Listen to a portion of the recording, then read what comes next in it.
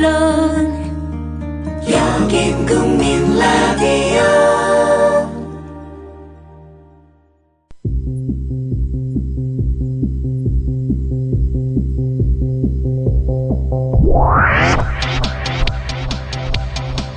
이 두근두근 이렇게 시작하는 시그널을 들으면서 오늘이 불금이구나 하는 분들이 많다고 합니다. 민동기 국장님. 반갑습니다. 예. 이 음악 좋아하시는 분들이 꽤 많더라고요. 예, 이게 장미셸 자르라고 유명한 그 키보디스트가 있습니다. 네. 그 사람의 음악의 곡목이 뭔지 아십니까? 모릅니다. 프레시 뉴스. 아. 프레시 뉴스. 이거를 김용민 PD가 고른 거죠? 그럼 누가 골라 이거를? 어? 우리 웰빙 센터의 건물주가 골라주시나? 우리 김장겸 국장님이 또 골라주실 리는 없을 거 아니에요. 그렇죠. 예. 예. 제가 골랐습니다. 탁월한 선택입니다. 장미셸 자르의 프레시 뉴스. 예. 제가 참 장미셸 자르를 좋아합니다. 아마 장미셸 자르 음악을 들으신 분들은 아실 거예요. 이게 정말 한국 방송대상, 음악 대상. 이걸 줘야 된다. 이분 음악에서 시그널 음악 딱 한 게 많아요. 예. 하여튼 장미셸 자르라고 한번 검색해 보시면 되겠습니다. 자, 오늘은 2014년 6월 27일. 2014년에 이제 절반이 끝나가는 주간에. 그렇게 또 인사를 드립니다. 벌써 6개월이 지나가는군요. 다음 주면 하반기야. 그렇습니다. 예. 참, 시간이 참 빨리 간다는 생각도 들면서요. 네. 박근혜 정권을 바라보면, 이게 진짜 시간이 안 간다. 진짜 한 4년 간 것 같아요. 이게 1년하고도 반 지난 거죠? 그렇죠. 예, 결과적으로. 네. 3년 반 남았다, 이렇게 봐도 되겠습니다만은, 이게 1년 반 지난 걸, 그러니까 임기 5년 중에 1년 반 지난 거를 이 지구의 역사하고 빗대보자면 지금 선캄브리아 시대. 아직 인류가 나오기도 전인 그런 상황입니다. 예. 너무 절망하진 마시고, 이명박근혜 정권 가운데, 지금, 6년 반이 지났다. 6년 반을 네. 버티고 있다. 6년 반 지났고, 이제 3년 반밖에 안 남았다. 이렇게 믿으시면 좋을 것 같습니다. 그 다음에 또 누군가가 되면 어떡하냐, 여당에서. 그럴 가능성은 거의 제로에 가깝다고 볼 수 있었던 지난 한 주간 아니었습니까? 그렇습니다. 이거 총리를 고를 수가 없어서, 사표를 낸, 60일 전에 사표를 낸 사람. 그 사람 그대로 또 총리로 쓰고 있으니, 이거 더 말할 나위가 없는. 근데 정말 그날 황당했던 게요. 예. 미디어 오늘 부장단 회의를 아침에 하거든요. 예. 근데 그때 정말 농담으로 네. 이러다가 예. 정홍원 총리 예. 다시 유임시키면 예. 그거 겁나게 웃기겠다. 예. 이런 얘기를 부장들하고 했단 말이에요. 예. 그러면서 회의 끝나고 나서 1시간 뒤에 네. 1시간 뒤에 그게 발표가 되는 거야. 모든 상상력을 현실화시키는 재주를 이 박근혜 정권은 가지고 있습니다. 예. 참. 제가 다른 프로그램에서도 얘기했습니다만은 제가 이 지금 국민 라디오에서 요즘 이래저래 일들이 발생해가지고 땜빵하는 프로가 좀 많습니다. 네. 근데 여기저기서 한 얘기인데 전 사실은 이 정홍원 씨가 유임된 것보다도 김문수 씨가 기용되지 않았다는 점을 상당히 주목하고 있습니다. 김문수죠. 예, 김문수가 기용되지 않은 점. 김문수뿐만 아니라 김무성 등 이런 여의도 정치권에서 활동하고 있는 사람들이 배제됐다는 점. 이 점을 주목합니다. 이게 뭐냐면은 박근혜 대통령이 임기 말까지 이렇게 차기 주자를 총리에 앉혀가지고 사람을 키우지 않겠다. 이런 그렇죠? 신호거든요. 네. 그렇다면은 박근혜 대통령은 다음 정권 창출에 별 관심이 없는 것이고 이런 신호가 새누리당에 전달되는 순간 이때부터 새누리당이 정면으로 박근혜 대통령과 각을 세울 것이고 그러면서 레임덕이 시작된다. 레임덕이 시작되면 무슨 현상이 발생하느냐. 미디어적인 그 현상으로 우리가 예상을 해본다면은 청와대 하명이 방송에 안 먹히는 거죠. 그렇죠. 예. 그 쉴드를 안 쳐주는 거예요, 정권을. 그러니까 지금 불행히도 예. 이제 박근혜 대통령 입장에서 봤을 때 예.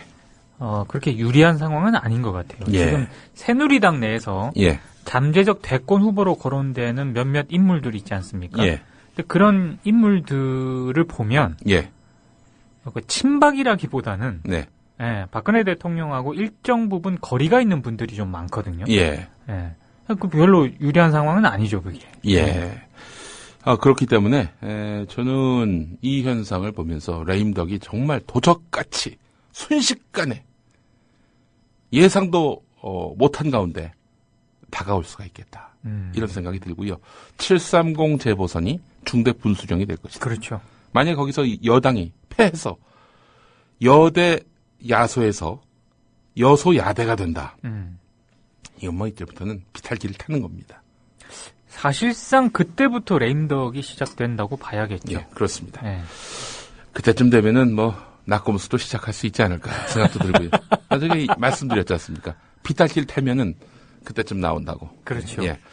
뭐 합의가 됐거나 무슨 우리가 시점을 잡아놓고 그때 하겠다 이런 건 아니지만 어쨌든 그때부터는 우리 박근혜 대통령이 더 이상 언론에 의해서 분칠되는 일은 없을 것이다. 네. 예, 이렇게 말씀드릴 수 있을 것 같습니다.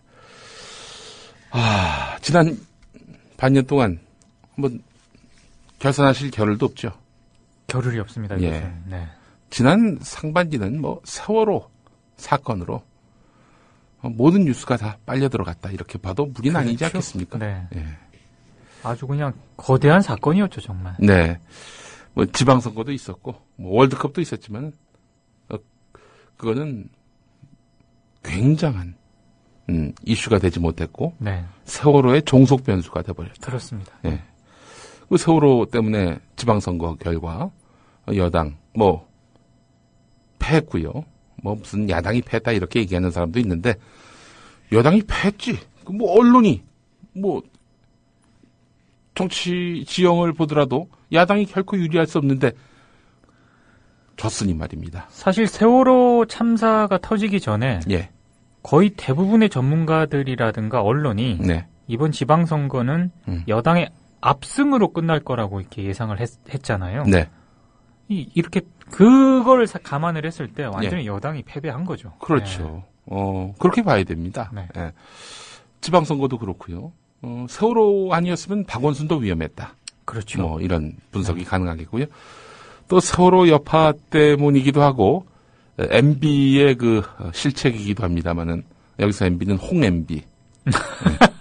월드컵도 전혀 이슈가 되지 못했고요. 이것도 역시 세월호의 여파가 컸다 이렇게 볼 수 있을 텐데. 그렇죠. 벌써부터 우리 저 게시판에 올려주신 우리 애청자분은요. 이번에 그 월드컵 중계권료 대표팀이 8강은 가야 광고 판매로 만회가 된다고 하는데 8강은커녕 16강 문턱도 못 간 이번 결과 이것 때문에 MBC 같은 경우 150억 이상 적자가 날 것이다. 이렇게 어디서 들으신 이야기를 올리셨네요. 정말 그런가요? 그러니까 정확한 수치는 모르겠는데 모르죠. 이렇게 지금 본선에 지금 16강에 진출을 못하게 될 때면 예. 방송사 입장에서는 굉장히 울상을 지을 수밖에 없는 거죠 지금. 예. 예. 또 게다가 이 보니까 종편들 월드컵 보도를 보니까 이 동영상을 안 내보내더군요. 못 내보내는 거죠. 못 내보내는 거죠. 예. 그러니까 이게 SBS가 지금 월드컵 중계권 갖고 있는 거 아닙니까? 네. 그래서 KBS한테도 팔고 MBC한테도 팔고 종편 여기다가도 팔려고 그랬죠. 물론 종편이 이걸 중계방송을 할 수는 없는 거고 네. 보도 영상용으로 그 화면을 SBS로부터 사야 하는데 SBS가 사라 그랬는데 종편사들이 너무 비싸다 해서 안 산 거 아닙니까? 그렇죠. 그래서 결국에는 스틸 사진. 지금 보면 종편들하고 예. YTN이 예. 그렇게 스틸 사진으로 예. 뉴스 화면을 내보내거든요. 예. 겁나게 웃깁니다, 그거. 그렇죠. 이게 아니, 인터넷에서 다 보는 그 동영상이 한 커트도 안 나와. 다 다 고정 사진으로만 이렇게 나와서 그냥 그 고정 사진 갖고 줌인 줌아웃 뭐 이렇게 동영상 효과를 내고 있단 말이죠. 그렇죠. 애잔하죠. 보면 애잔합니다. 근데 종편사들한테 얼마를 요구한 거예요? 정확한 액수는 모르겠는데 뭐 시장에 떠드는 얘기로는 8억 얘기 있다고 하던데. 아니 그게 왜 회사당 그러냐면요. 8억. 야 8억에다가 우리 영상 줄 테니까 사가 했는데 야 8억 무슨 그 애 이름이냐? 안 사. 그래서 결국은 종편들이 지금 사진만 내보내고 있다 이런 얘기가 있던데. 그런 얘기가 계속 나올 수밖에 없는 게 이 월드컵 중계권료가 이게 제가 봤을 때 정확하게 이렇게 공개를 좀 해봐야 될 것 같긴 한데 어마어마하다고 지금 이렇게 알려져 있거든요. 어마어마하다. 그러니까 이제 계속해서 월드컵이 치러질 때마다 중계권료가 이렇게 천정부지로 치솟았거든요. 그러니까 방송사 입장에서는 방송용어로 대단히 부적절하지만 어떻게든 뽕을 뽑아야 돼요. 뽕을 뽑아야 된다. 뽕을 뽑아야 되는 그런 상황인데 그렇게 되면은 일단 여러 가지 전제 조건이 있지 않습니까? 중계권료에 따른 이런 영상이라든가 이런 걸 할 때 받아야 되는 거죠. 그리고 중계권료뿐만 아니고요. 이번에 뭐 해설위원들 있지 않습니까? 그렇죠. 그런 사람들한테도 배팅을 한 걸로 지금 알려져 있거든요. 어마어마한 개런티. 그러니까 그런 것까지 다 감안을 하면은 절대 그 SBS라든가 이런 입장에서 보면 또 그렇게 무리한 금액도 아니라고 이제 SBS 입장에서 봤을 때 보는 거죠. 이제. 나름 염가로 봉사한 거예요? 우리가 이 정도 투자를 했는데 그 정도면 싼 거다 이렇게 얘기를 할 수도 있는 거죠. 그럼 어떻게 되는 거예요 이제? 그러면은 이 3사가 이렇게 다 같이 손해를 본 거예요? 제가 봤을 때 손해를 많이 볼 겁니다. 왜냐하면 이게 사실 이 한국 축구 대표팀이 최소한 16강까지는 올라가 줘야 이게 좀 이렇게 되는데 지금 이렇게 1무 2패로 탈락을 해버렸으니 더더군다나 지금 분위기도 그렇게 좋지 않지 않습니까? 근데 전 놀란 게 말이죠. 첫 번째 경기 때도 예상 외에 식은 열기였고요. 두 번째 경기 때 그때는 뭐 처음에 3대0 전반전 초반에 3대0이 된 거 아닙니까? 저는 3대0일 때 뭐 스코어도 모르고 일어나서 이제 회사로 나오는데 말이죠. 근데 오늘 월드컵 두 번째 경기 때 왜 아파트에 불이 하나도 안 켜진 거야? 하나도 안 켜진 건 거짓말이고 우리 동만 한 군데 켜졌어요. 우리 동만.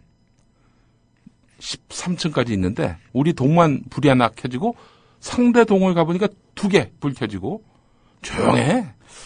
사실 축구 좋아하시는 분들한테는 대단히 죄송한데 저는 이번 월드컵에서 단 한 번도 생중계로 축구를 시청한 적이 없습니다.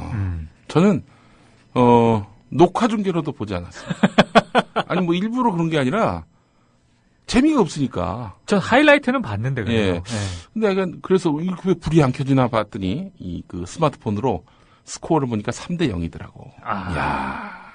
우리 또 실시간 청취 기자인 정철웅 기자가 이런 문자를 보내왔습니다. 뭐라고? SBS가 피파에게 사온 중계권료가 760억이랍니다.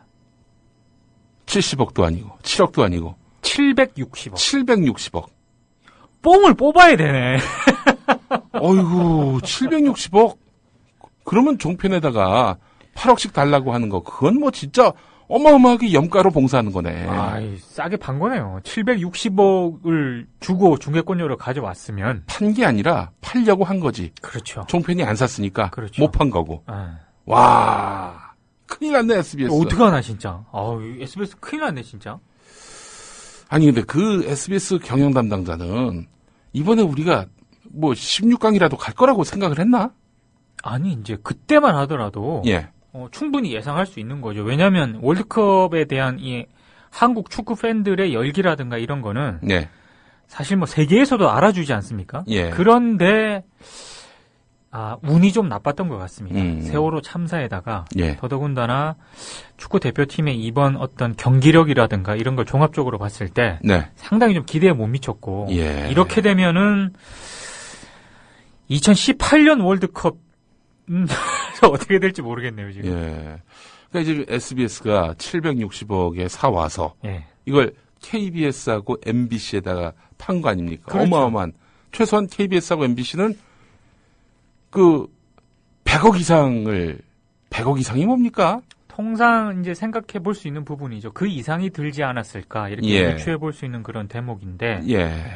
그래서 지금 우리 애청자 한 분이 CBS에서 퍼온 거라면서 MBC의 경우 연초 예산 계획에서 월드컵 중계로 100억 정도의 적자를 예상했는데 현재 상황은 180억에서 150억 정도가 될 것으로 알려지고 있다.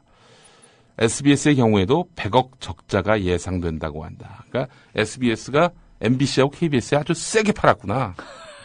우리 또 실시간, 이 실시간, 현장 중계 요원으로 좀 해야 될 것 같은데. 아, 우리 정철훈 기자가 정확하게 또 자료를 보내줬어요. 준비 없이 방송을 한 게 너무 부끄럽네, 우리 정철훈 기자 앞에서. 그러니까. 이게 우리가 월드컵 얘기를 할 거라고는 전혀 예상을 못 했는데. 글쎄 말이에요. 763억 원을 주고 이제 중계권을 확보를 했는데. SBS가. KBS와 MBC에 대팔았어요. 근데 3사가 각각 4대 3대 3의 비율로. 4대 3대 3. 이 4는 그러면 SBS겠구만. 아닙니다. 아니에요? 4가 KBS예요. KBS에다가. 사기는 우리 SBS가 사가지고. 그러면은 이 KBS에다가는 4의 몫을 줬고 제일 큰 방송이니까. 그렇습니다. MBC와 SBS가 3대 3의 비율로 중계권료를 이제 지불을 했는데 요게 좀 손해가 좀 클 것 같습니다. 월드컵 방송 광고 총 판매액이 SBS가 단독 중계했던 2010년 남아공 월드컵 있지 않습니까? 그때 SBS가 단독 중계를 했었거든요. 그때보다 이제 못 미치는 것으로 지금 알려지고 있는데 그때 733억 원이었습니다. SBS가 사온 게 중계권료가. 근데 이번에는 조금 더 줬잖아요. 더 줬는데 방송 광고 판매액이 그때보다 못 미친다는 거는 손해가 좀 난다는 거고요. 그 2010년에도 그 적자를 봤다는 건데. 그렇죠. 이번엔 더 큰 적자를 봤을 거 아니에요. 더 큰 적자. 그때는 그래도 16강 넘어갔잖아, 그래도. 그렇죠. 그때 넘어갔고 뭐 여러 가지 열기라든가 이런 게 있었죠.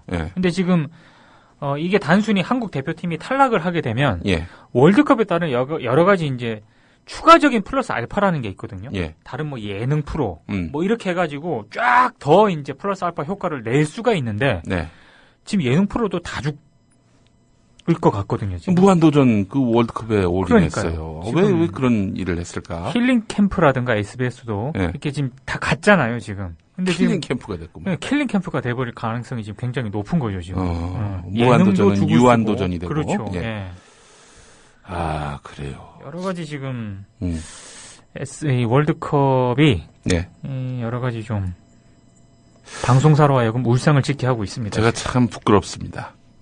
사실 4월 초쯤에 우리 노종면 국장하고 잠시 티타임을 하면서 우리 월드컵 영상을 사와야 되지 않겠느냐. 그런 제안을 했었는데 이거 정말 그냥 웃고 넘어가시더라고. 노종면 국장께서 그냥 웃고 넘어가시더라고요. 그래요. 아이고 이거 참 큰일 났네. 이게 사실은 저는 이게 박근혜 정권 책임이라고 봅니다. 그렇죠. 이게 왜 그러냐면요. 월드컵에서의 응원 열기 이거는 그 나라의 그 자부심과 직결되거든요. 그렇죠. 대한민국 할 마음이 없는 그런 나라로 만들어 놓으셨잖아. 우리 박각각께서. 그리고 사실 이거 약간 좀 뭐 개인적인 사견이고 그냥 여담인데요. 가장 축구 대표팀의 이 경기력 퇴보에 가장 실망한 게 박근혜 정권이 아닐까 싶습니다. 그래요? 그렇지. 아니 그때 청와대도 말이죠. 그때 트윗에다가 이제는 우리가 붉은 악마가 될 때다. 뭐 이런 트윗을 올렸어. 그러니까 이게 월드컵 열기가 좀 올라가야 여러 가지 이런 실정이라든가 이런 인사 문제라든가 이런 파문들이 더 펴질 수가 있거든요. 근데 지금 그런 상황이 전혀 아니잖아요, 지금. 오히려 지금 욕을 더 얻어먹고 있지 않습니까, 지금. 참. 붉은 악마 응원단은 정말 우리에게는 참 자부심이고 아주 뭉클한 그런 4강의 추억도 남기는 그런 아이콘이긴 합니다만은 또 다른 의미의 붉은 악마. 또 다른 의미의 붉은 악마들 때문에 나라 꼴이 이 모양이 됐습니다. 따라서 자부심도 실종되고요. 자, 오늘 또 그럼 본격적으로 오늘 이야기를 해야 될 텐데 광고를 안 들었다고 또 성화드립니다. 우리 애청자분들. 우리 참 애청자분들은 광고까지 신경을 써주세요. 글쎄 말이에요. 네. 자, 광고를 듣고 와서 오늘 본격적인 이야기 나누도록 하겠습니다. 지상철 조합원 신청 광고입니다. 강화대교 앞에서 개념 부부가 만드는 개념 곰탕 연지연 곰탕. 연지연이란 가마솥의 장작불로 온종일 구워내는 곰탕을 서로 나누어 이어지는 인연이란 뜻입니다. 연지연 곰탕이 민주주의를 열망하는 조합원 여러분과 국민의 건강을 책임지겠습니다. 곰탕 포장 판매는 한 팩 800g에 7,000원이며 7팩 이상은 무료 배송으로 드립니다. 연지연 곰탕은 강화대교 입구에 위치해 있습니다. 단체 주문 예약 및 포장 주문 전화번호는 010-7252-1114, 010-7252-1114, 031-989-9968. 조합원 단체 예약은 10% 할인해드립니다.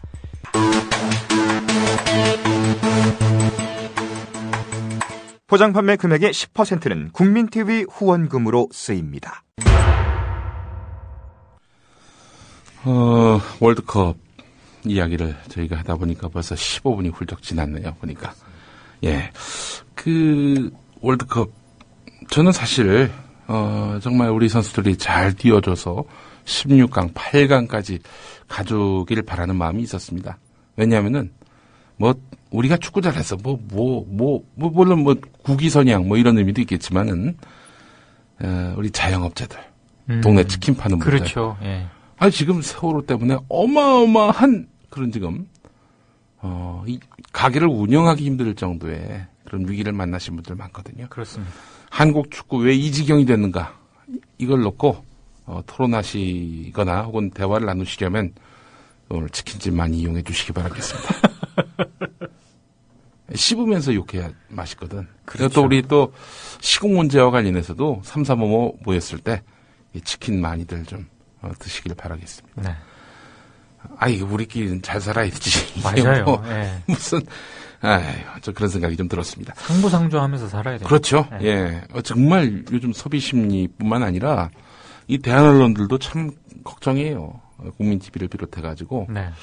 그 후원자들이 점점 줄고 있습니다. 이 대한 언론들이 어떤 역할을 하고 있는지를 잘 아실 텐데 네. 소비 심리가 급격하게 위축되고 또 선거 결과도 응어리진 마음을 풀어줄 정도의 결과가 나오지 않으니까 많은 분들이 실망하신 것 같은데 네. 그래서 지금 대한 언론들이 아주 심각한 위기를 지금 만나고 있는 상황이기도 합니다. 네. 그렇기 때문에 이럴 때 절망하면은 변절합니다. 정말. 그렇죠. 예, 마지막까지 희망을 갖고 우리가 조금씩 세상을 바꿔나가고 있는 거 아니겠습니까? 솔직히 얘기해서 대한 언론이 없었다면은 세월호의 진실 접근하기 쉽지 않았고요. 그렇죠. 또 우리 국민TV 문창극 망발 물론 KBS가 같은 날 같은 시간에 보도를 해서 좀 특종의 의미가 좀 빛이 바래지긴 했지만 그래도 그런 보도들 눈치 안 보고 얼마든지 할 수 있다는 점 대한 언론이 존재하는 그 가치 아니겠습니까? 네. 희망을 잃지 말고 우리가 더 좋은 세상을 만들기 위해 우리가 직접 투사로 나서지 않는 이상은 이런 대한 언론 키워주는 일들 이런 일들 좀 많이 또 신경을 써주셨으면 하는 바람입니다. 너무 스트레스 받거나 예. 너무 심각하게 그렇게 하지 마시고요. 예. 이렇게 김용윤 PD처럼 예. 재밌게 예. 이렇게 하는 게 중요한 것 같습니다. 그나저나 KBS 큰일입니다. 이번에 국민TV와 함께 그 문창극을 그야말로 집에 보낸 혁혁한 공로를 KBS 기자들이 세운 거 아니겠습니까? 그렇습니다. 근데 지금 이러다 보니까 새누리당에서는 KBS를 개조해야 한다. 이지랄을 떨고 자빠졌습니다. 그렇습니다. 그래서 지금 차기 사장에는 저희가 봤을 때는 친박 정도가 아니라 아예 종박을 갖다 앉히겠다. 심지어는 조갑전 그런 말도 하더만 문창극을 KBS 사장에 앉히라고. 예. 근데 실제로 예. 여의도 주변에서 예. KBS 사장으로 절대 와서는 안 되는 인물. 예. 여러분이 계시지만 예. 세 사람은 절대로 와서는 안 된다 이런 얘기들을 많이 하시거든요. 세 사람. 예. 예. 근데 그 세 사람이 예. 세 사람 중에 정다운 님도 있습니까? 없습니다. 정다운 님 없어요? 없습니다. 아. 우리가 지난주에 얘기했던 그분, 그분은 없고요. 그분이 그럼 후보군에서 빠졌어요? 빠진 건 아니고, 최근에 이 문창극 사태라든가 이런 게 터지면서, 예. 좀 밀린 것 같아요. 한참. 밀렸어. 네, 한참 밀리면서. 우리가 혹시 그 양반 언급해가지고, 그래서 빠진 건 아닌가? 아이, 그런 건 아닌 그런 거고요. 것 같진 않고. 최근의 상황이, 지금 보십시오. 중앙일보. 이 JTBC 후광 효과 때문에. 예. 조중동에서 중앙일보를 살짝 빼신 분들이 계셨거든요. 예. 근데 이번에. 예. 거의 발가벗고 뛰지 않았습니까? 그 며칠째 정신 나간 지금 쉴드 쳐주고 있어요. 문창극 쉴드. 제가 봤을 때 중앙일보 제정신 아니거든요. 지금 뽕 먹은 것 같아. 그러니까 지금. 뭔가 지금 제정신이 아니에요. 지금. 예. 사설도 그렇고 칼럼도 그렇고 기사도 그렇고 이게 중앙일보가 제가 본 중앙일보는 그나마 최소한의 어떤 보수적 합리성은 가지고 있었는데 지금 중앙일보 지면을 보면 예전에 홍석현 사장 검찰 불려갔을 때 홍 사장 힘내시라고 기자들 쫙 앞에 서지 않았습니까? 글쎄 말이에요. 중앙일보 기자들. 그 수준으로 갔어요 지금. 왜 이러지? 완전히 정말 내가 봐도 아니 손석희가 있는 회사 맞나 싶은 생각이 들더라고. 그러니까 제가 봤을 때 중앙일보와 JTBC는 완벽하게 지금 다른. 근데 말이죠. 중앙일보 기자들이 지금 JTBC에서 리포트하는 사람들이 많아요. 그러니까 JTBC하고 중앙일보 사이에 인사교류가 이어지고 있는 거지. 그렇죠. 그러니까 중앙일보 기자로 들어와서 중앙일보 기자로 뛰던 기자들이 JTBC 가서 너 활동해라 해가지고 인사비 연령 받아가지고 JTBC 가서 열심히 방송에 나와가지고 리포트하는. 네. 그 사람들이 중앙일보 기자 출신들이라고. 또 이 사람들이 어느 정도 역할을 하다가 다시 중앙일보로 돌아가기도 하고. 그렇죠. 이 JTBC하고 중앙일보 사이에 벽이 없어요. 그런데 어떻게 같은 기자들끼리 이런 완전히 뽕 맞은 신문사하고 정신 똑바로 박힌 방송사하고 이렇게 같은 회사에 다닐 수 있겠는가? 나는 도저히 납득이 안 가더라고요. JTBC의 정확한 상황은 이렇게 보시면 될 것 같습니다. 우리가 KBS 구성원들 얘기할 때 4.19 세력과 5.16 세력이 지금 같이 연대하는 그런 상황이지 않습니까? JTBC 내에서도 4.19 세력이 분명히 있습니다. 그런데 지금 얘기한 김용민 PD가 얘기한 이른바 중앙일보 출신 기자들이 JTBC 와서 리포트를 하지 않습니까? 그 중에는 5.16 세력도 많습니다. 아, 그렇구나. 그리고 제가 전에 듣기로는 JTBC 일부 기자들도 있고요.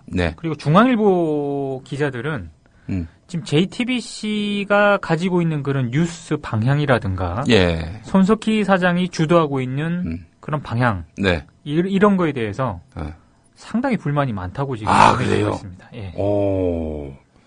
그러니까 손석희라는 사람만 사라지면 존재가 실종되면은 금방 수구화되겠네.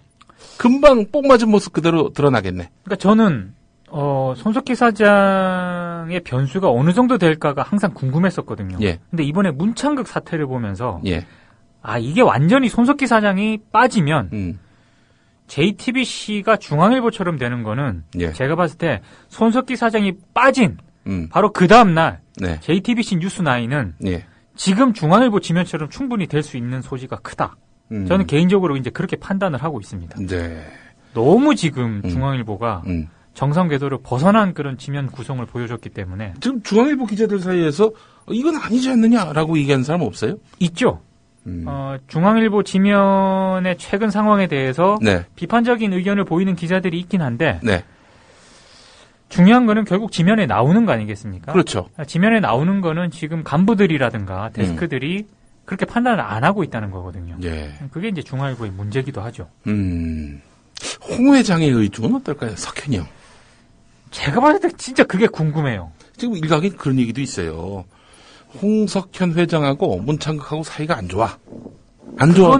그거는 전직 기자들한테 확인한 것도 그렇고 저희가 문창극 파문이 터졌을 때 여러 루트로 확인을 해봤거든요. 근데 그거는 어느 정도 상당히 근거가 있는 것 같아요. 홍석현하고 문창극하고 헤어질 때 사이가 안 좋았는데. 예, 별로 안 좋게 헤어졌어요. 이런 와중에 문창극이 행여나 총리가 되는 날에는 이 홍석현 회장이 표적이 될 수 있기 때문에 보험 들기 용도로 해가지고 문창극이 코너에 몰릴 때 쉴드를 쳐준 것이다. 이런 소문이 돌았어요, 언론계에. 그런데 문창극 지금 아웃됐잖아. 네. 근데 왜 아직도 쉴드를 치지? 며칠째? 쉴드를 치는 게 제가 봤을 때 네.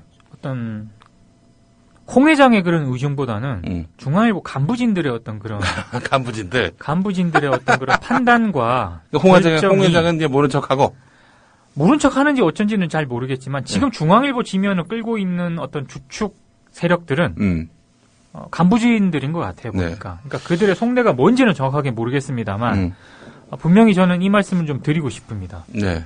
이게 지금 정상이 아니에요 지금. 예. 네. 김진국, 박보균. 네. 뭐 이런 분들. 네. 좀 정상 궤도를 한참 벗어났다. 네. 이거 분명히 말씀드릴 수 있습니다. 자기들도 과거에 그런 문창극하고 비슷한 칼럼을 썼는데 이게 또 장래에 이게 문제가 돼가지고 자기들이 나중에 공직에 들어갈 때 이게 또 발목이 잡힐까봐 걱정이 돼서. 그래서 문창극의 사례에서 이거는 KBS가 악마의 편집을 한 것이다라고 아예 규정을 짓고 싶어서 자기 앞길을 위해서 그렇게 하는 건가? 오히려 예. 지금 그 중앙일보가 예. 약간 총대를 맨 게 아닌가 이렇게 싶기도 해요. 예. 지금 이 문창극은 자사 출신이기도 하지만 예. 어찌됐든 이 국면이 계속되면은 정권 차원에서도 부담이 될 수밖에 없잖아요. 예. 그랬을 때 과연 문창극의 어떤 그런 역사인식 발언이라든가 예. 동영상에 나타났던 여러 가지 그런 문제점들 예. 이런 거를 그냥 인정을 해버리면 네. 이건 보수 진영으로서는 굉장히 큰 타격을 입는 거거든요. 자신들의 그 정당성이라든가 이런 거 자체가 지금 근본적으로 훼손될 수 있는 그런 여지도 있기 때문에 예. 그게 아니라 흔히 말하는 예. 지금 중앙일보하고 새누리당이 지속적으로 KBS를 공격하지 않습니까? 예. 사장 부재 시 예. 이른바 해방구가 된 KBS 일부 기자 PD들이 예. 사장이 없는 경영진이 없는 틈을 타서 예. 문창극이라든가 이런 박정권을 공격을 한 것이다라는 그런 논리를 펴므로써 예. 그럼으로써 이제 자기들의 정당성을 획득하려는 그런 어떤 이데올로기적인 그런 논리를 제공하려는 게 아닌가 그런 실제로도 그래요. 해요. 실제로도 예. 사장이 지금 공백기인 상황에서 네. 지금 KBS 이 기자들이 이걸 해방구로 만들어 가지고 KBS를 좌파의 어떤 스피커로 만들어버렸다. 이런 논리를 펴는 거 아니에요. 그러니까, 아니, 그렇죠. 사장이 없는 언론사, 사주가 없는 언론사, 이게 정상 아닌가? 그렇죠. 사주가 있는 언론사가 정상은 아니에요. 맞습니다. 네. 노영방송 그러는데 사형방송은 더 큰 문제 아닌가? 노영방송이라고 조중동이 그동안 쭉 KBS, MBC를 비난해 왔는데, 그런 조중동이 건강하냐 이거야. 그렇죠. 노영방송이었을 때 KBS, MBC는 그나마 저널리즘 원칙에 부합하는 방송들을 많이 냈었습니다. 이 노영방송이란 말 자체가 부합되진 않지만은 네. 어쨌든 자기들이 만들어 놓은 말 아닙니까? 노영방송. 네. 그 사주가 없는 방송이 정확한 표현인데 사주 없는 방송이 언론의 건강성을 담보하거든요. 그렇죠. 근데 사주 있는 방송에서 사주 없는 방송에게 니네 노영방송이다. 그러니까 좌경방송이다. 이렇게 얘기하고 있는데 정말 정신 나간 친구들이죠. 응? 그리고 저는 또 다른 노림수가 있다고 봐요. 암이 그 종양한테 욕하는 격이야 이거는 그렇죠. 한마디로 얘기해서. 네. 네. 또 다른 노림수가 뭐냐면 예. 지금 문창극 사태가 이렇게 파문이 불거지면서 좀 그 초기 양상과는 좀 다르게 나오긴 했지만 예. 초창기 때는요 동영상이 터졌을 때는 예. 조중동에도 분열이 있었거든요. 문창극의 그 퇴진을 두고도 예. 보수 진영에도 분열이 있었어요. 예. 근데 이거는 굉장히 큰 어떤 박근혜 정권 입장에서는 지지 계층이 분열되는 그런 양상이잖아요. 예. 근데 이 양상을 돌파하는 방법 중에 하나가 예. 공공의 적을 만드는 겁니다. 그렇지. 공공의 적. 예. 그 공공의 적이 KBS예요, 지금. KBS가 악마의 편집을 했고 그렇죠. 나아가서 문창극의 전체 발언의 맥락을 모두 무시하고 몇 부분만 딱 도려내가지고 그렇게 해서 문창극을 친일파 반민족 인사로 매도했다. 그렇습니다. 이건 논리를 펴는 거 아니에요. 네. 근데 다 봐봐 동영상 다 봐도 다 보면 더 열받아. 다 보면 반민족 친일 사대주의 너무나 명징합니다. 그러니까 저는 이게 저도 진짜 그 얘기를 하고 싶은데요.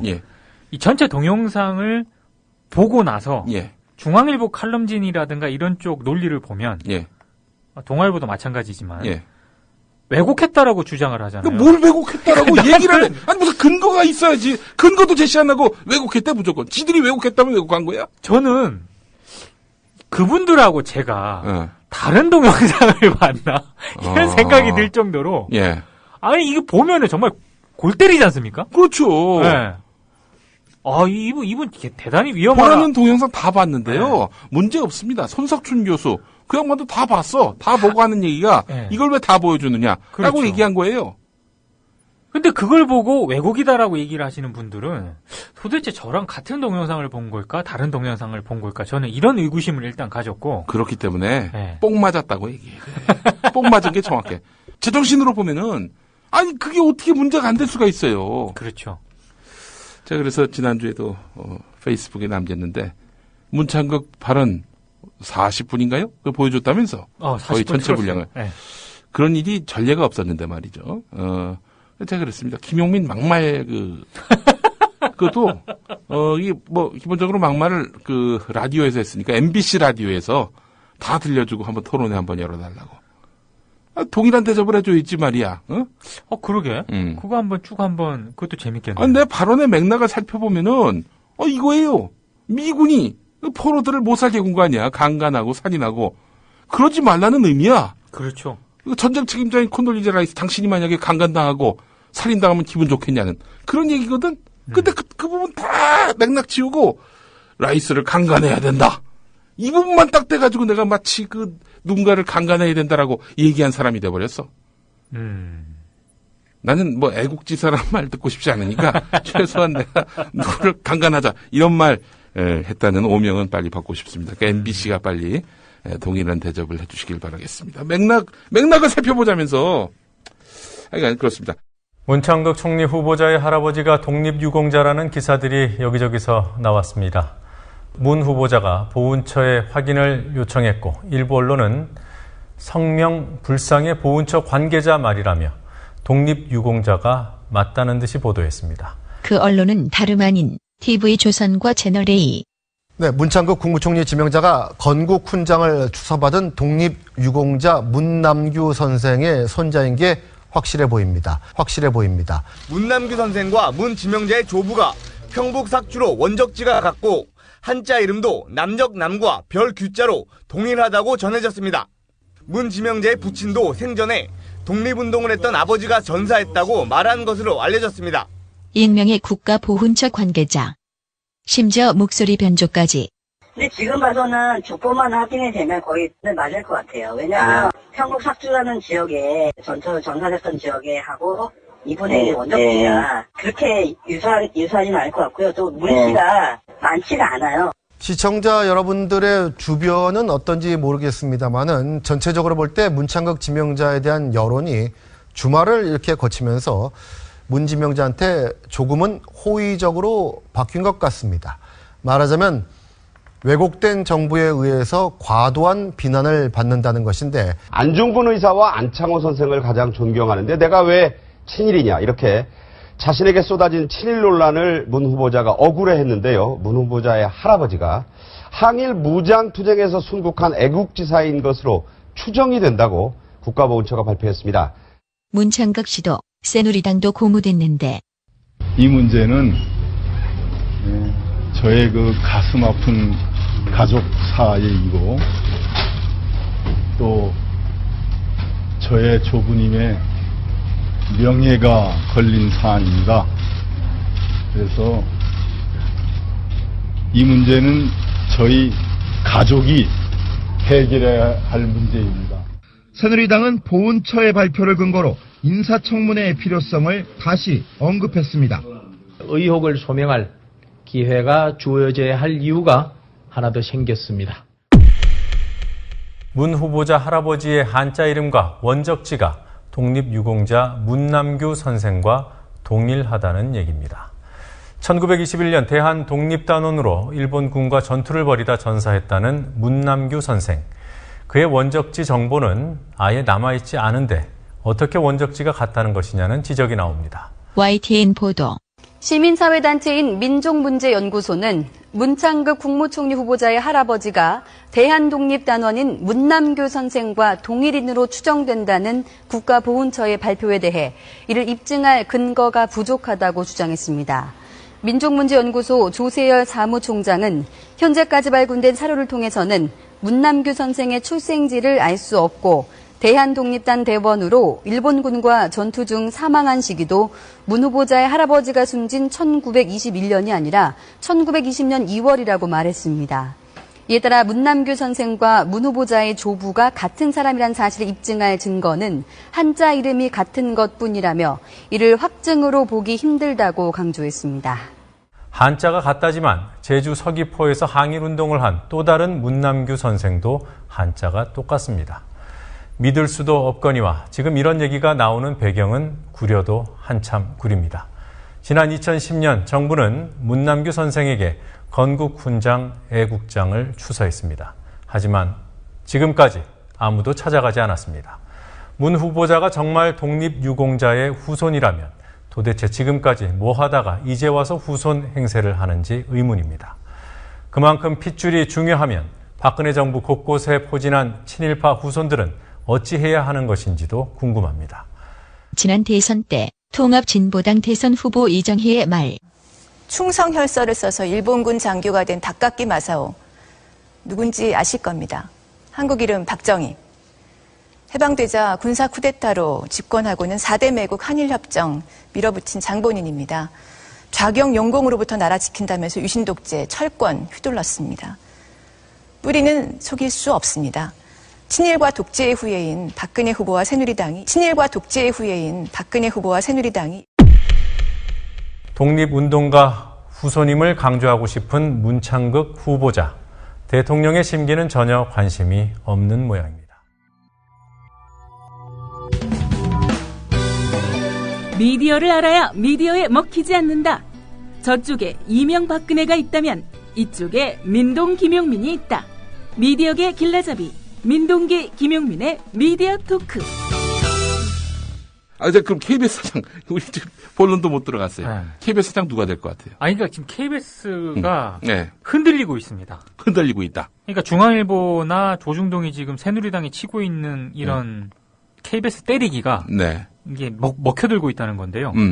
지금 아까 그 보수 결집용으로 지금 KBS를 타겟으로 삼았다고 제가 말씀드리지 않았습니까? 예. 저는 거기서 하나 더 있다고 생각을 해요. 뭐가 있어요? 중앙일보가 이렇게 KBS를 때리는 이유. 왜? KBS에는 5.16 세력이 더 많습니다. 그렇죠. 그 5.16 세력들한테 일어나라고 하고 있는 거예요, 지금. 근데 실제로 준동을 하고 있습니다. KBS 안에서? 안에서. 오, 누가? 준동을 하고 있는 게 지금 KBS 그 문창극 리포터한 기자 있지 않습니까?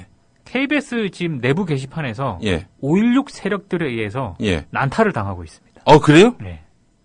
오. 그래서 굉장히 지금 이른바 4.19 세력들을 5.16 세력들이 공격을 하고 있는데 이게 지금 조용히 지금 내부에서 지금 격하게 진행이 되고 있지만 상황을 보고 있거든요, 지금. 근데 굉장히 지금 우려를 표명을 하고 있는 그런 상황이고요. 그 사람들이 소수예요, 다수예요? 아직까지는 소수라고 봐야 되는데, 이게 이제 주말 지나고, 다음 주 이렇게 되지 않습니까?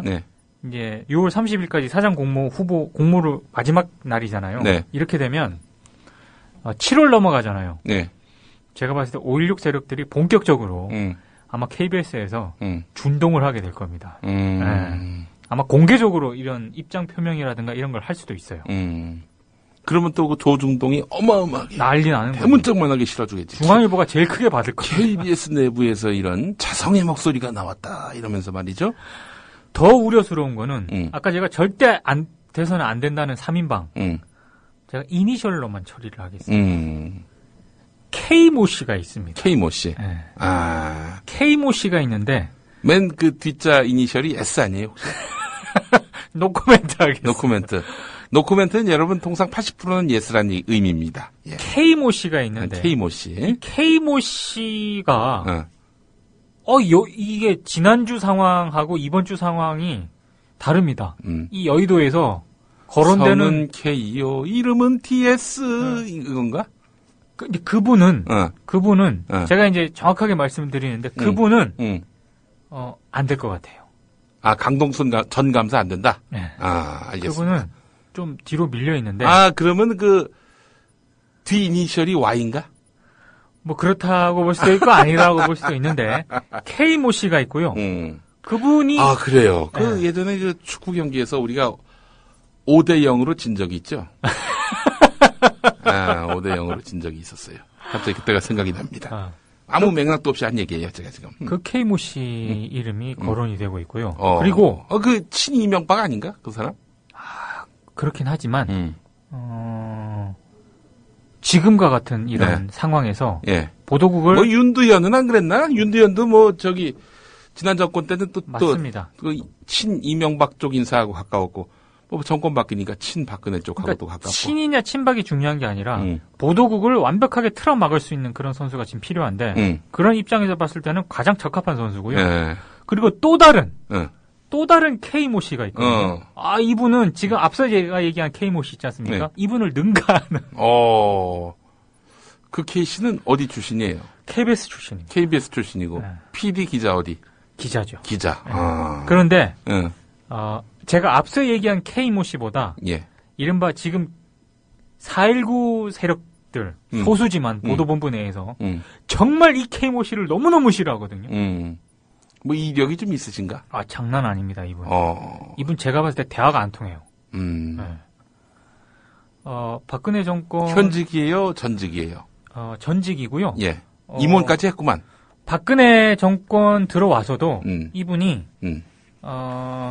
여러 가지 건 때문에 KBS라든가 JTBC라든가 이런 거를 상당히 괴롭혔던 JTBC 등등을 JTBC, CBS 뭐 이런 등등을 상당히 괴롭혔던 분 중에 한 분으로. 그러면은 방송통신심의위원회에 있었던 분인가?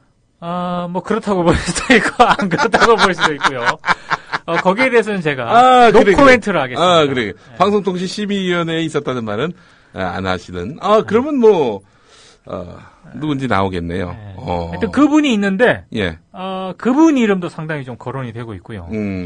그리고 아이고, 그래요. H모 씨라고 있거든요. 이분도 역시 KBS 기자 출신인데 혹시 그 앞서 얘기했던 K 씨, 그분이 권력하고 좀 친한 분인가요? 뭐 그렇다고 볼 수도 있죠. 과거 권력의 부역을 하셨던 이력이 있었나? 그렇죠.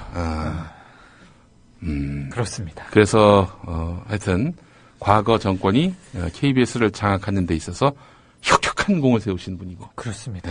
김용민 PD의 센스를 우리 청취자분들은 정확하게 다시 정리하면은 권력과 가깝고 권력의 어떤 그런 KBS 장악에 있어서 혁혁한 공을 세웠고. 그렇습니다. 그래서 결국에는 KBS로 하여금 부역하게 만들었던. 거기 일조를 하신 분. 그런 분 중에 한 분이죠. 누구라고 얘기를 안 해서 헷갈려요, 지금. 나머지 한 분은 또. H모 씨인데요. 이분은 상당히 좀,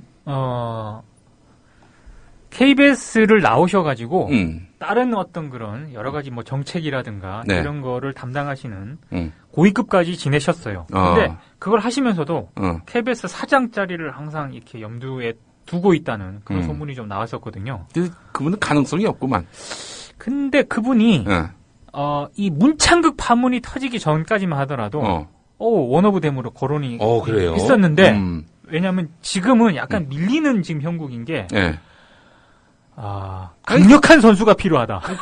권력의 충성도가 약한데 그 되겠어. 강력한 선수가 필요하다는 그런 이 기운이 돌면서 앞서 얘기한 제가 두 K분한테 좀 밀리고 있다는 그런 얘기가 있습니다. 지금. 그래서 조금 KBS가 좀 심각합니다, 지금. 그래요. 제가 지금 어제 이 KBS에 상당히 좀 진중하시는 어떤 그런 개혁 쪽에 계신 분을 한 분 만나서 이제 쭉 얘기를 들었는데 정말 심각하게 우려를 하고 있습니다. 이 세 명만 절대로 돼서는 안 되는데 이게 HC도 HC까지. 근데 이 HC 좀 힌트 좀 줘봐요. HC를 제가 아니 뭐였어? 기자였어? PD였어? 기자였습니다. 기자였어요. H 힌트를 줄 필요도 없습니다. 우리 제가 볼 때 분명히 이분 KBS 관계자입니다. 썼어 벌써 게시판에. 그래요? 현직이에요? 전직이에요? 전직이죠. 전직. 네. 전에 어디까지 올라갔어요? 본부장? 본부장까지 올라갔죠. MB 정권 때 물러났나? MB 정권 때 물러나신 걸로 제가 기억을 하는데 그건 정확하게 해야 되는데요. 제가 봤을 때 지금 통상 방송계 현직을 떠나면 굉장히 좀 가고 싶어하는 분들이 이 직이 있지 않습니까? 예. 뭐 이렇게 아까 제가 얘기한 방송통신심의위원회 말고 그거보다 더 높은 그런 데가 있거든요. 그쪽에 좀 계셨고 예. 아무튼 그런데 그분 이름도 좀 거론이 되고 있습니다. 근데 예. KBS 쪽에서는 절대 돼서는 안 되는 인물 가운데 KKH 이분이 지금 거론이 되고 있기 때문에 근데 이분이 조금 걱정이 되긴 해요 지금. 화면에 띄운 이분 맞습니까? 네. 맞아요? 그분입니다. 아 그렇군요. 우리 게시판에 보니까 말이죠. 우리 조합원분들이 관심들이 많으시네. 아니 근데 제가 봤을 때 이 KBS 관계자분들이 꽤 많이 들으시는 우리 것 같아요. 미디어 토크를. 아니 어떻게 이렇게 콕 집어서 얘기를 하지? 그래요. 진짜 이 사람들은 큰일 날 사람들이. 큰일 납니다 정말. 제가 봤을 때. 들어가자마자 바로 이제 피해 숙청을 할 겁니다. 새벽에 들어가가지고 우리 KBS 사내 방송을 통해서 이 시각 미명을 기해서 우리가 KBS를 장악했다. 우리 혁명군이 장악했다. 이렇게 방송을 하실 분들이야, 이 양반들이. 근데 어제 정말 그 고민을 많이 하더라고요. 어떤 고민을 하냐면 최악의 상황까지 염두에 두고 있어야 한다. 자, 그랬을 때 우리 4.19 세력들이 어떻게 해야 되느냐. 이걸 상당히 고민을 하고 있습니다. 왜냐하면 지금 4.19 세력들이 그거는 기정사실로 받아들이고 있는 것 같아요. MBC 사태 있지 않습니까? 그걸 아마 하려고 할 거다. 그러니까 이제 시용도 뽑고 그래서 지금 KBS 안에 이른바 4.19 세력들을 물관리를 하겠다. 그렇죠. 조금이라도 뭐 파업한다든지 쟁의 행위를 하면은 그걸 빌미로 해서 내쫓는다. 그렇게까지 예상을 하고 있기 때문에 그런 얘기까지 하셨습니다. 저는 이 단어가 정말 웃겼는데 국공합작 얘기를 하시더군요. 국공합작. 4.19와 5.16 세력이 타협을 한다? 그러니까 중국 이 일본이라는 어떤 그런 적을 위해서 국민당과 공산당이 국공합작을 하지 않았습니까? 중국에서 그랬죠. 그때. 지금 그거를 염두에 두고 굉장히 그런 어떤 고민을 해야 될 때가 아닌가. 그러니까 지금 4.19 세력과 5.16 세력이 같이 공존하고 있는데 이 사장이 만약에 들어왔을 때 어떤 전면적인 어떤 그런 투쟁, 파업을 포함해서 이런 어떤 스탠스를 취하기보다는 뭐라 그럴까? 누가 되더라도 이제 좀 타협을 하고 타협이라기보다는 정말 그 내용적으로 좀 투쟁을 해야 되는 걸 모색을 해야 될 때가 그게 그거지 뭐 타협하자는 그렇죠. 그 말이 그러니까 제가 봤을 때 만약에 앞서 얘기한 KKH 이런 분들의 어떤 그런 성향이 가지고 있는 분들이 KBS 사장으로 온다. 반드시 파업을 유도를 할 거거든요. KKH 이 면면을 보니까 말이지. 정다운 님이 들어오실 여지가 없네. 없습니다. 정다운 제가 봤을 때 문창극 사태로 문창극 사태로 끝났습니다. 알겠습니다. 뭐 그렇게 될 줄 우리는 뭐 이미 예견했던 거 아닙니까? 그렇죠. 상식적으로 이게 KBS를 만약에 장악하지 못한 채 그대로 둔다? 이거는 뭐 레임덕을 그야말로 자초하는 격이기 때문에 이런 일은 없을 것이다. 확실히 아마 느꼈을 거예요. 박근혜 정권 입장에서는. 장악을 해야 된다. KBS를 저렇게 놔뒀다가 이 꼴을 당했다. 완전히 장악하지 않으면 안 된다라는 그런 판단을 했을 겁니다. 그래요. 혹시 KKH가 무슨 도덕성이 큰 하자가 발견돼가지고 우리 전 사장이 누구지? 길환영. 이 양반이 유임되는 건 아닌가? 농반진반으로 그렇게 얘기를 하시는 분도 있어요.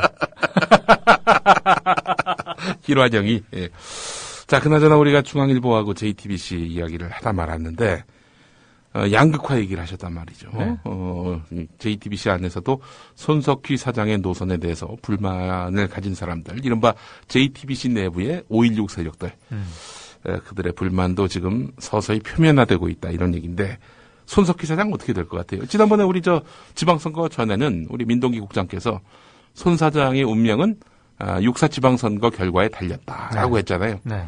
애매모호해. 그러니까 이번 이긴 것도 아니고 진 것도 아니고 어떻게 될 것 같아요? 아니 당분간 근데 지금 JTBC의 손석희 사장의 입지가 그렇게 조만간 흔들리진 않을 거예요. 예. 왜냐하면 지방선거 결과가 상당히 애매하기도 했지만 세월호 참사부터 지방선거 결과에 이르기까지 이 넘어오는 과정에서 JTBC에 대한 그런 시청자들의 신뢰도 있지 않습니까? 예. 이게 예상을 뛰어넘었거든요. 그러니까 이런 상황에서 아무리 홍석천 회장이라 하더라도 당장 내치기는 쉽지가 않을 것이고 더더군다나 JTBC 내부에서 5.16 세력들이 조금씩 중앙일보 출신들이 조금 준동을 하고 있긴 합니다만 제가 알기로는 그래도 손석희 사장에 대한 신뢰도가 아직은 굳건한 걸로 알고 있거든요. 당분간은 갈 겁니다. 제가 봤을 때. 홍석현 사장 입장에서도요. 손석희가 필요하죠. 지금. 피해 진압을 한다면 KBS에 대해서 피해 진압을 한다면 그다음 이제 JTBC 아니에요. 그렇죠. JTBC 손석희만 날리면 될 것이다라는 그런 신호가 이번 중앙일보 뽕맞은 칼럼 사태에서 또 그대로 드러났던 것이고 그렇게 된다면은 그렇게 해서 JTBC까지 장악이 된다면 그럼 볼까요? 장악할 수도 있겠지. 자, MBC 완전히 장악됐죠. MBC는 지금 완전히 맛이 갔어요. 보니까 그렇더만 그 MBC 노조의 그 조합원인 그런 간부들 좌천시키고. 네. 이거 참 이게 진짜. 그다음에 세월호 PD 다큐 만들었던 투쟁성이 보인다고. 이우용 PD라고요. 옛날에 그 PD 수첩 담당했었고 프로그램 겁나게 잘 만드는 PD 한 명이 있습니다. 그게 바로 그러면 좌천감이네. 이우한 PD인데 이분이 계속해서 그 김재철 사장 체제 때는 물론이고 계속 이제 밖으로 있잖아요. 돌다가 이제 프로그램 하나 이제 만들어 보려고 이렇게 했더니 투쟁성 강화를 빌미로 이렇게 좀 다시 이제 제작에서 배제가 됐지 않습니까? 유신 시대로 갔어 지금. 그렇습니다. MBC는 완전히 장악이 됐고요. SBS 보시면 아시겠지만 문창극 보도 못하지 않았습니까? 이번에 또 터졌거든요. 오늘 최경환 오늘 경향신문이 보도한 거 있지 않습니까? 자녀 취업 특혜 의혹. 그렇죠. 이거 SBS가 먼저 취재를 했답니다. 발제도 하고 그렇게 했는데 또 누락이 된 겁니다. 누락이 됐어요. 아니 그 특종을 기자가 놓쳐도 그 기자는 그야말로 역적 취급받는데. 그렇죠. 기자가 다 취재해 왔는데 이 데스크가 이거를 보도하지 않아서 낙종이 됐다. 이유는 문창극대하고 비슷합니다. 보완 지시. 보완. 이것만으로는 부족하다. 그렇죠. 좀 더 취재해 와라. 근데 경향신문은 보도해 버렸고. 근데 제가 이제 조윤호 기자가 이걸 취재를 했는데 보완 지시를 내린 그 SBS 기자가 발제한 내용이 있지 않습니까? 그게 경향신문 보도 내용보다 더 구체적이었답니다. 얘기 안 되는 거죠, 한마디로. 그러니까 SBS도 지금 전 장악이 됐다고 일단 판단을 하고 있거든요. 자, 이제 남은 건 지상파 3사 중에 KBS인데 여기는 어마어마하게 이제 진압을 할 겁니다, 아마 앞으로. 그렇죠. 그럼 이제 제가 봤을 때 4.19 세력들이 격렬히 저항을 한다 하더라도 쉽지는 않을 것 같아요. 냉정하게 얘기했을 우리 때. 옛날부터 다 얘기했잖아요. 그렇습니다. 참 이거 보면서 한계입니다. 이게 국가 권력이 결국에는 이 나라 방송을 전리품으로 여길 수밖에 없는 구조예요. 아주 취약한 구조입니다. 자, 이제 제가 드리려고 하는 말씀은 뭐냐? 이제 하반기에 박근혜 정권의 이 과제는 JTBC를 어떻게 잡느냐 이게 될 겁니다. 그렇죠. KBS야 뭐 시간 문제지 뭐. 그리고 이건 그냥 아무 근거 없는 제 추측인데요. 정권에서 직접 다이렉트로 할 가능성보다는 정말 이건 개인적인 추측이에요. 중앙일보라든가 JTBC 내부의 5.16 세력들을 이용할 가능성이 많을 것 같아요. 예. 또 조선 동아를 또 우군으로 삼아가지고 그렇죠. KBS를 장악하려는 시도를 하겠죠. 여론전을 펼쳐가면서 말이죠. 보수 세력 결집 효과를 노리고. 그렇습니다. 자, 결국에는 답은 하나입니다. 대한언론입니다. 대한언론. 전혀 권력과 자본으로부터 뭔가 빚을 진 바 없는 이런 대한언론들, 이 언론을 살려놓아야지 이마저도 방치하고 방기하고 그렇게 해서 결국 고사하게 만든다. 이 나라 민주주의도 함께 매몰될 가능성이 높아진다는 거죠. 물론 저는 뭐 이런 지금 KBS나 JTBC에 대해서 이렇게 공작을 펼쳐봐야 이 지금 하강세로 접어든 박근혜 정권의 그 기세를 회복시킬 수 없다고 봅니다. 왜냐? 너무나 무능하고 무지하고 무책임하고 공감 능력 제로이고 이런 정권의 실체가 아주 낱낱이 드러났기 때문에 이런 신뢰를 회복할 길은 없을 것이다. 네. 쉽지 않을 것이다. 저는 이렇게 생각하거든요. 네. 그렇게 되기 때문에 뭐 언론 장악을 해봐야 역효과만 날 가능성이 있다고 보지만 여간 이런 상황에 민주주의의 파수꾼 역할을 할 대한 언론들, 특히 저희 국민TV 미디어 오늘 여러분들 많이 관심 가져주시고요. 희망의 그 씨앗으로 삼아서 열심히 물 주시고 키워주시고 이렇게 뒷받침해 주셨으면 하는 그런 바람을 갖습니다. 동의하시죠? 물론 동의하죠. 네. 이렇게 해서 이번 주 순서를 마무리하게 됐습니다. 네. 자, 2014년 하반기에 다시 인사드리겠습니다. 수고하셨습니다. 고맙습니다. 예.